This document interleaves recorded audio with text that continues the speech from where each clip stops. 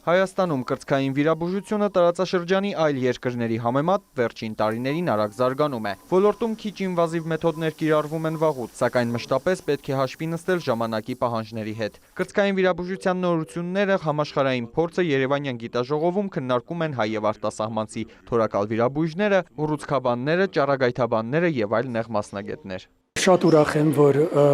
մեր թորակալ ասոցիացիան վերջապես հասունացել է այն հարցի շուրջ, որ մենք ունենանք բազմա պրոֆիլ այս հարթակը, առաջին անգամ Հայաստանում կազմակերպել այս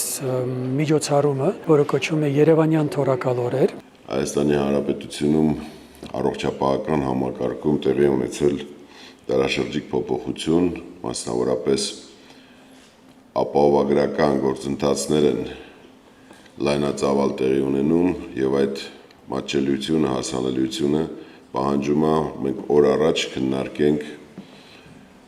որակական բոլոր հնարավոր ցուցանիշները, ներառյալ մեր խնդիրները, մեր սխալները եւ ինչու ոչ նաեւ նորանոր մարտահրավերները։ Աշխարհում կրծքային վիրահատություններն արդեն կատարվում են ռոբոտիկ մեթոդով, որը ներդրվել է նաև մեր երկրում։ Այն հնարավորություն է տալիս տրավմատիզացիան հասցնել նվազագույնի։ Մենք այդ տեմպի մեջ ենք։ Մենք հավասարվում ենք։ Մենք մասնակցում ենք համաշխարհային իրադարձություններին։ Եվ շատ ողջունելի է այս ամբողջը եւ մեծ արժեք է ներկայացնում մեր այսօրվա բժշկության համար։ Երևանյան թորակալ օրեր 2026-ին մասնագետների ուշադրության կենտրոնում է նաև բժշկության մեջ արհեստական բանականության կիրառումը։ Այս առումով կարևորում են ոլորտում երիտասարդ մասնագետների թվի ավելացումը։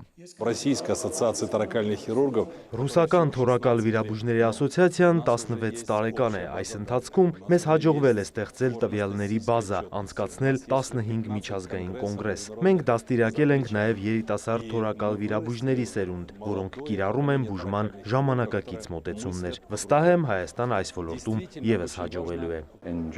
Գերմանիայում շատ ենք կատարում կերակրափողի ռոբոտիկ վիրահատություններ եւ իհարկե փորձում ենք կանխարգելել հնարավոր բարդությունները։ Վստահ եմ, փորձի փոխանակումը բոլորիս հնարավորություն կտա զարգանալու, կատարելագործելու հմտությունները դառնալու ավելի լավը, ինչը կարծում եմ այս կոնֆերանսի հիմնական նպատակն է։